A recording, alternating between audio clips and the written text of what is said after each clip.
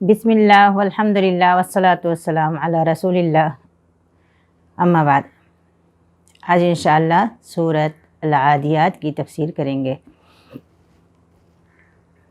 اعوذ باللہ من الشیطان الرجیم، بسم اللہ الرحمن الرحیم۔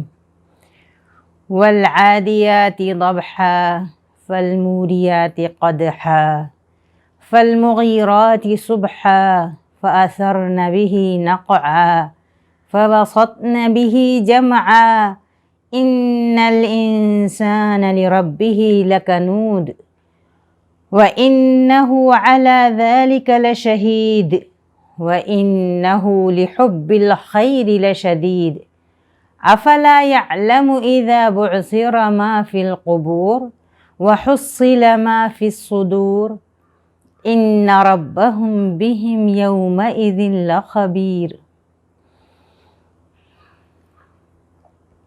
قسم ہے ان جنگی گھوڑوں کی جو ہانپتے ہوئے دوڑتے ہیں، جو پیر اپنے پاؤں کی ٹھوکروں سے چنگاریاں نکالتے ہیں، جو صبح سویرے حملہ کر دیتے ہیں اور پھر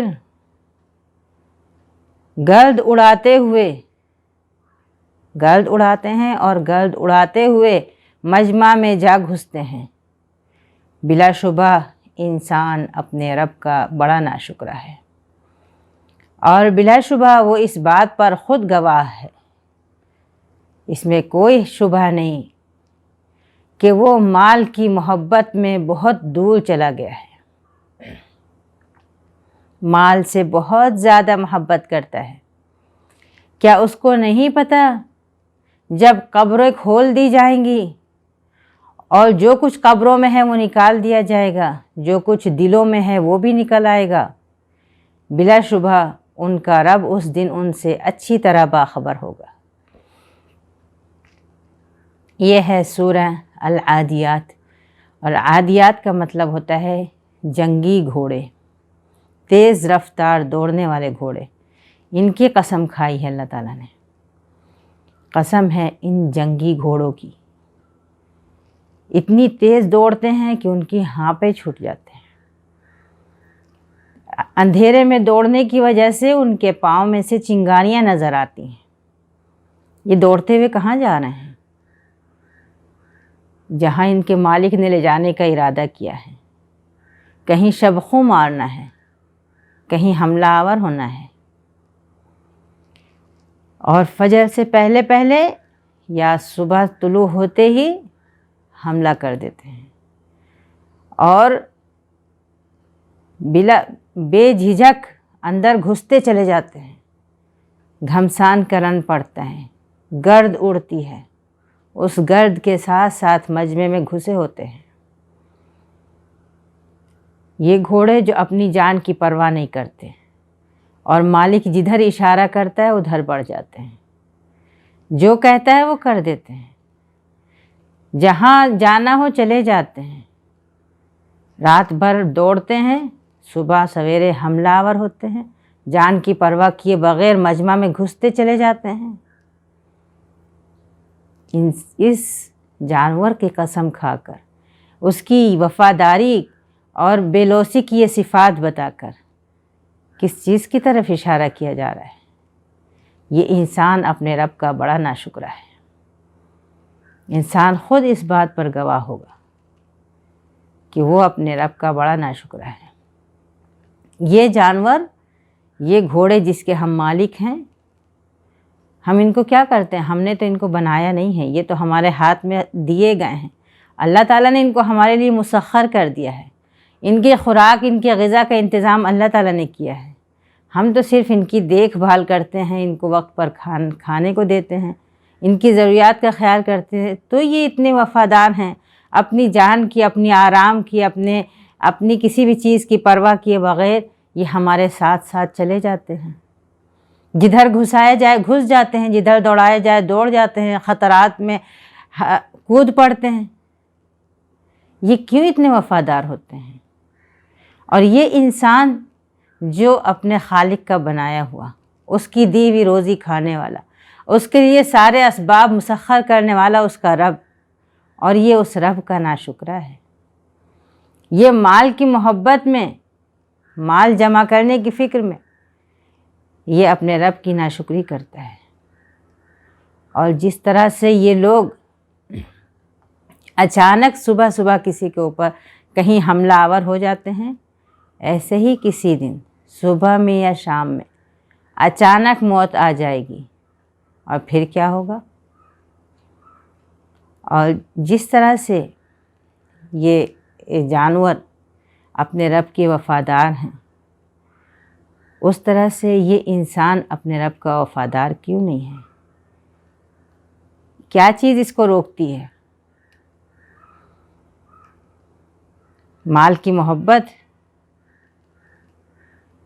لیکن اسی دنیا میں تو نہیں رہنا ہے، اسی کے لیے تو یہ انسان نہیں پیدا ہوا ہے۔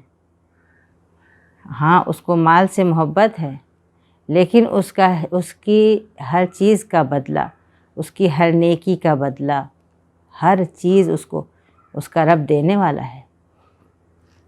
جس نے اس زندگی میں اس کو بھیجا، اس کو سب سے بہترین شکل و صورت عطا کری، اس کے لیے ہر چیز مسخر کر دی، اس کے آرام اور آسائش کا ہر انتظام فرما دیا۔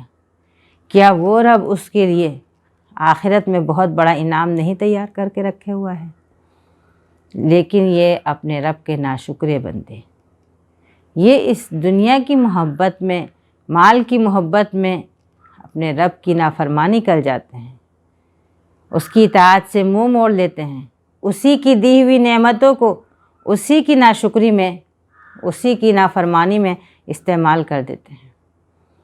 یہ جو شب خوں مارے جا رہے ہیں، یہ جو حملے کیے جا رہے ہیں، یہ جو فساد برپا کیا جا رہا ہے، اس کی اجازت نہیں دی گئی تھی۔ یہ گھوڑے اس لیے نہیں بنے تھے۔ کسی بھی چیز کا غلط استعمال اس کی ناشکری ہے، اور ناشکری کا حساب دینا ہے۔ تو جس طرح یہ اچانک حملہ کرتے ہیں، اسی طرح تو اچانک موت بھی آئے گی، اور پھر ہر کیے اور دھرے کا حساب دینا ہوگا۔ یہ انسان خوب جانتا ہے کہ وہ مال سے بہت محبت کرتا ہے اور وہ اپنے رب کی ناشکری کرتا ہے، لیکن اسی دنیا میں تو نہیں رہنا ہے۔ آگے کہا جا رہا ہے کہ اس کو نہیں پتا اس وقت کیا ہوگا جب قبروں میں جو کچھ ہے وہ نکال دیا جائے گا۔ تمام انسان، ظالم بھی، مظلوم بھی، جابر بھی، مجبور بھی، سب ایک صف میں کھڑے ہوں گے، سب ایک میدان میں ہوں گے، سب نکل آئیں گے وہاں پہ، اور پھر صرف یہ جسم ہی نہیں باہر آئیں گے، بلکہ جسم کے اندر، دلوں کے اندر جو راز تھے وہ بھی باہر آ جائیں گے۔ جو کچھ بھی کیا تھا وہ سب باہر آ جائے گا۔ جس نیت سے کوئی کام کیا، جس کے لیے کوئی کام کیا، جو کام کیے وہ سب باہر آئیں گے۔ کیا نیتیں تھیں، کیا ارادے تھے، کس کے خلاف کیا سازش تھی، کس کے بارے میں کیا برا خیال تھا، وہ دلوں کے اندر جو چیزیں ہیں وہ بھی باہر آ جائیں گی۔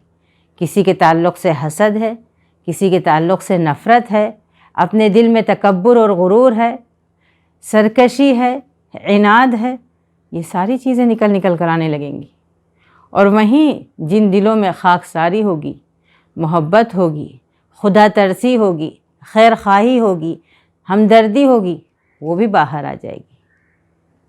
تمہارا رب اس دن تم سب سے اچھی طرح واقف ہے۔ اس دن بھی واقف ہوگا، وہ آج بھی واقف ہے۔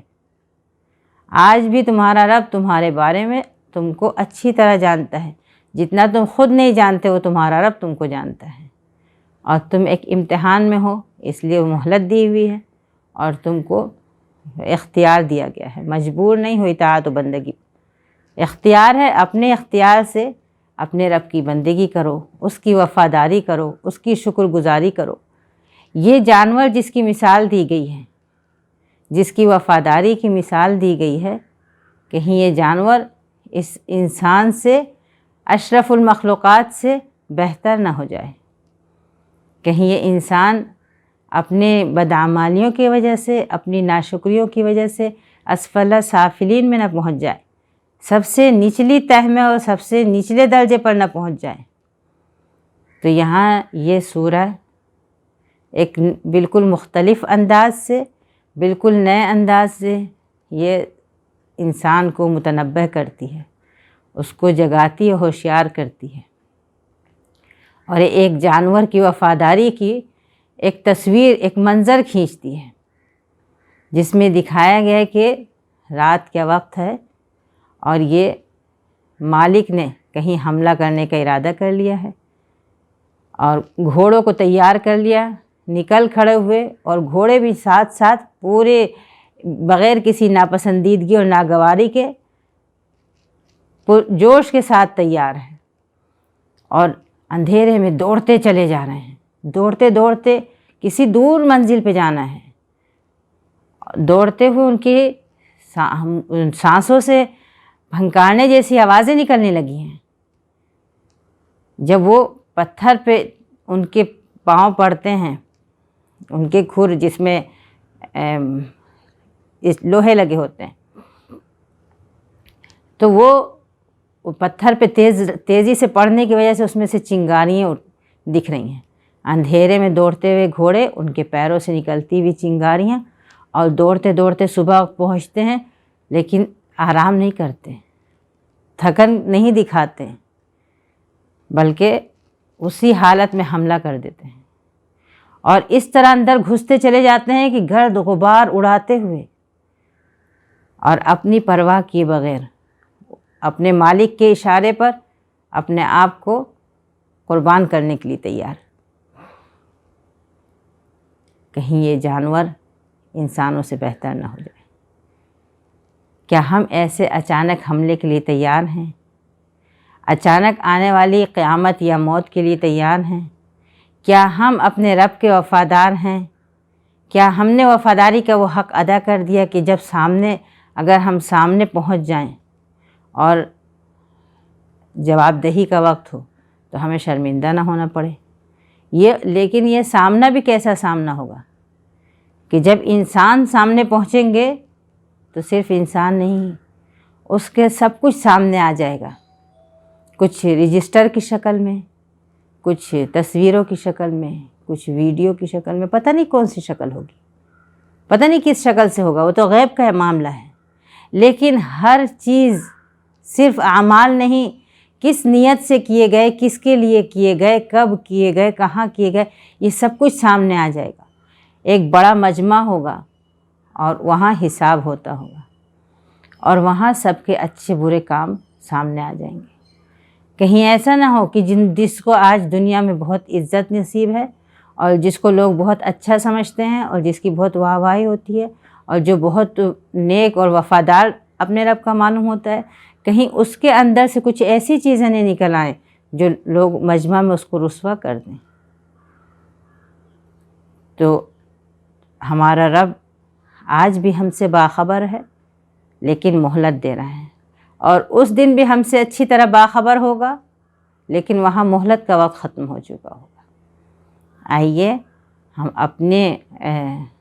اپنے مالک کی نعمتوں کو دیکھیں، جن میں ہم ڈھکے ہوئے ہیں، ڈوبے ہوئے ہیں، اس کو دیکھیں، خود اپنی تخلیق پر غور کریں، اپنے آپ کو سمجھیں، اور شکر سے ہمارا دل بھر جائے، اور ہم اپنی کسی صلاحیت کو اور کسی نعمت کو نعمت دینے والے کی نافرمانی میں استعمال نہ کریں۔